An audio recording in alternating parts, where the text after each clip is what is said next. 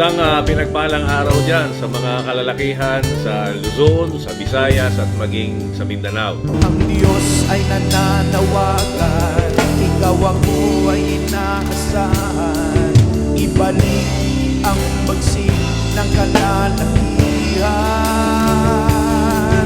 Ang Diyos ay nananawagan, ikaw ang buhay inaasahan.